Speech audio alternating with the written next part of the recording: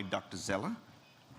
He's going to switch the talks because this is going to be relevant for this specific case, which will be assessment of impact of revascularization, pedal acceleration time, and other novel techniques. And he's the head of angiology at Freiburg Bad Kötzingen. Well, thank you. Well, I felt this topic fits better into this live case transmission than giving you an overview about the value or potential value of atherectomy. So we simply switched the topics here. Well, what are the options to assess arterial perfusion? Traditionally, it's Doppler pressure measurement calculating the ABI or TBI. It's pulse wave plethysmography. And it's Doppler waveform analysis, in particular looking on the pedal acceleration time, as already mentioned by Miguel. And what we are looking for since a couple of years is infrared thermography. So what's the background of acceleration time? Well, acceleration time is the start of the systole of the Doppler curve and the time up to the top. And this acceleration time is traditionally used for analyzing perfusion in the kidneys in terms of excluding severe renal artery stenosis. If acceleration time is prolonged, usually that's the signal for a significant renal artery stenosis proximal to the kidney itself. So how does it look like? You can see over here, that's the right kidney. The Doppler profile can be seen over here. A very steep increase in the Doppler profile up to the top of the systole with an acceleration time of less than 0.7 seconds, which is considered as being the normal value if we are analyzing the flow patterns of the Doppler signal in the kidney. That's how you do measure it. And this is the typical post-stenotic Doppler signal with a prolonged acceleration time. And usually if it's more than 0.0 seconds, then it's very suspicious for a relevant renal artery stenosis. This is the summary of the different parameters you can measure from a Doppler waveform signal.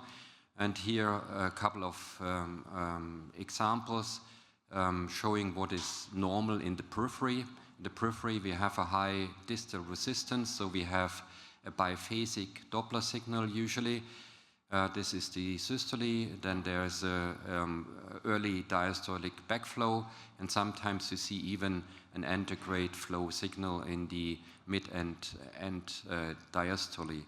In this particular case, we have an acceleration time of 90 milliseconds, which is considered to be normal.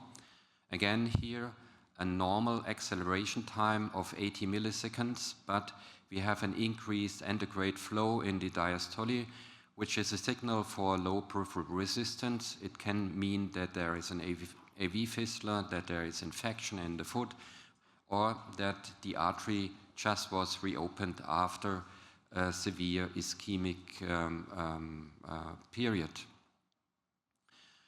This is a normal Doppler waveform coming from a dorsalis pedis artery. Again, we have a very steep increase in flow velocity in the systole, and this is the normal value. And this is again a situation distal of a SFA and popliteal occlusion. You can see that's the measurement at the level of the PE2 segment of the popliteal artery. Here we have a clearly prolonged acceleration time of more than 250 milliseconds. This is a brief case example of a patient with a critical limb ischemia. We see some flow in the proximal anterior tibial artery. We have an immediate increase decrease in the systole. So this is a somehow delayed flow. It's borderline, in my experience, is more than 200 milliseconds. This is the proximal part. Then you can see over here there are a couple of stents implanted into the anterior tibial artery. I'm going step by step into the distal segment of the anterior tibial artery, and that's a pre-occlusive flow pattern. That's the area of the distal anterior tibial artery. Here you can see there is some turbulence. This is a high-grade stenosis with an increase in flow velocity with a peak systolic velocity ratio of more than 10 related to this low flow proximal to the lesion, and that's the corresponding angiogram. That's the anterior tibial artery.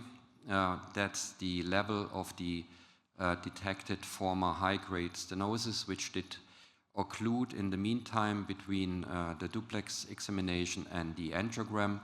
That's the outflow into the tiny dorsalis pedis artery, the guide wire in the lateral branch of the dorsalis pedis artery. The artery was dilated with this acute outcome. Unfortunately, I lost the post-procedure duplex examination showing an immediate increase or decrease in pedal acceleration time.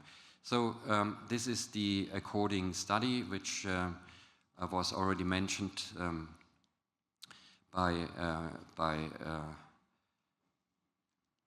Miguel.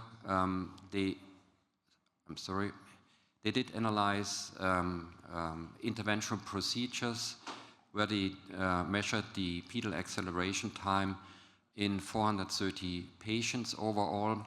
At the end, they had information about the clinical outcome of 265 patients and 307 limbs. And this information was used to correlate the pedal acceleration time with clinical outcome. This is what was already shown by Miguel during his live case presentation. This is the duplex workup in this particular patient. And these are the 4 different classes that had been predictive for wound healing following a revascularization. So class 1 and 2 did show progress in wound healing, and class 3 and 4, there was no progress, or there was even a course into amputation. And you can see over here the acceleration time. Class 1 is defined as up to 120, then class 2 up to 180 milliseconds, and here is the cutoff value where you don't see any progression in wound healing. It's more than 180 milliseconds, and that's important to be analyzed immediately after the procedure in order to figure out if your revascularization procedure was successful. Here, this is the outcome regarding amputation-free survival, stratified to these 4 classes of post-procedure acceleration time. This is the normal acceleration time with a very good outcome in these patients suffering from critical limb ischemia, and you can see over here a high amputation rate in those lesions where you didn't change the acceleration time. This is a peri-procedural analysis of the dorsalis pedis flow over here, and this is pre-procedure and post-procedure. You can see easily the change in the acceleration time. Due to time restrictions, I will skip the part of the thermography because this is something which is still investigational. Thank you very much.